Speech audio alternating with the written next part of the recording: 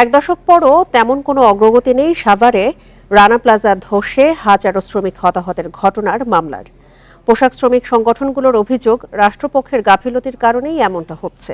তবে বিচারে দেরি হওয়ার জন্য নানা আইনি জটিলতাকে দায় দিচ্ছে রাষ্ট্রপক্ষ। 1, 2, 3 ঢাকায় জমি জিতে নিন 100% ক্যাশব্যাক সহ 20 কোটি টাকার পুরস্কার। এ বিষয়ে আরো জানাতে সাভার থেকে যোগ দিচ্ছেন সহকর্মী রুবেল আহমেদ। রুবেল, এক দশক পরেও বিচারে কোনো অগ্রগতি পাওয়া যাচ্ছে না। এই বিষয়ে রানা প্লাজা ট্র্যাজেডিতে যারা ক্ষতিগ্রস্ত হয়েছেন সে সকল শ্রমিকরা কি বলছেন?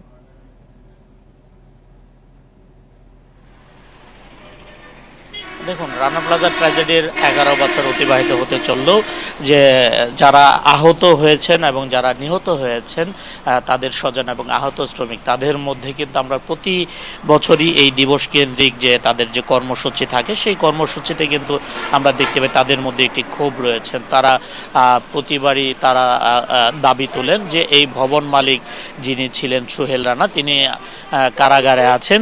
তারা কিন্তু এই ভবন মালিক সোহেল রানার সর্বোচ্চ যে শাস্তি, ফাঁসির কার্যকরের দাবি জানাচ্ছেন। দ্রুত এই মামলা নিষ্পত্তি করে সেই শাস্তি কার্যকরের তারা দাবি জানাচ্ছেন। এবং এখনো অনেক আহত শ্রমিক রয়েছে এবং নিহত শ্রমিকদের স্বজন রয়েছেন। তারা কিন্তু এই 11 বছর অতিবাহিত হলো, তারা কিন্তু এখনো অভিযোগ করছেন যে তারা যে তাদের পর্যাপ্ত যে ক্ষতিপূরণ সেই ক্ষতিপূরণটি তারা পায়নি। যে আহত যে শ্রমিকরা আছেন তারা বলছেন ঘটনার পরে তারা যে পরিমাণ আর্থিক সহায়তা পেয়েছিলেন সেটি তাদের চিকিৎসার জন্য পর্যাপ্ত নয়। তাদের অনেকেই এখন এমন পর্যায়ে আহত আছেন যে তারা এই মুহূর্তে না পারছেন কাজ করতে, না পারছেন নতুন করে অর্থের কোথাও থেকে যোগান, যার কারণে তারা কিন্তু অনেকটা অসহায় হয়ে পড়েছেন। আহত শ্রমিকরা বলছেন তাদের চিকিৎসার জন্য সরকারের পক্ষ থেকে নতুন করে উদ্যোগ নেওয়ার জন্য।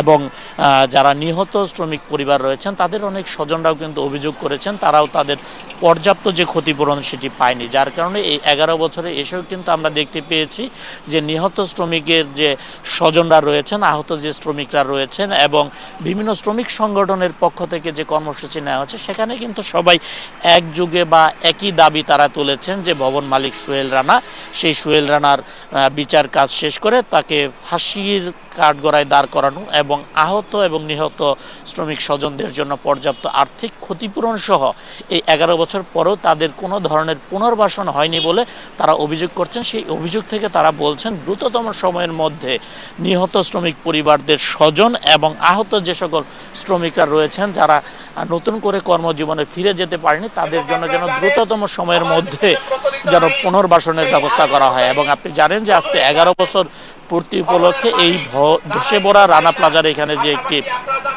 শহীদ বেদি রয়েছে, এখানে সকাল 9টা থেকে বিভিন্ন শ্রমিক সংগঠনের পক্ষ থেকে ফুল দিয়ে কিন্তু এই ভবন ধসে সেদিন নিহত যে শ্রমিক রয়েছে তাদেরকে স্মরণ করবে বিভিন্ন শ্রমিক সংগঠনের নেতৃবৃন্দ এবং সাভার আশুলিয়ায় কর্মরত যে সাধারণ পোশাক শ্রমিকরা রয়েছেন তারা এবং নিহত শ্রমিকদের স্বজন সহ এবং আহত যে শ্রমিকরা রয়েছেন তারা। আমরা প্রতি বছরই কিন্তু দেখতে পাই যে এখানে যারা নিহত শ্রমিক রয়েছেন তাদের স্বজনরা কিন্তু এই ধসে পড়া ভবনের সামনে এই দিবসটি যেদিন থাকে, যেদিন ভবন ধসে পড়ে 24শে এপ্রিল, সেদিন কিন্তু দেশের বিভিন্ন প্রান্ত থেকে কিন্তু এই নিহত শ্রমিকদের স্বজনরা এবং আহত যে শ্রমিকরা রয়েছেন তারা কিন্তু এখানে ছুটে এসে দিনভর কিন্তু তারা নানা ধরনের কর্মসূচি পালন করে। তবে সেই কর্মসূচি থেকে সবারই একটি দাবি থাকে, ভবন মালিক সোহেল রানার সর্বোচ্চ শাস্তি যেন ফাঁসির কাঠগড়ায় তাকে দাঁড় করানো হয়।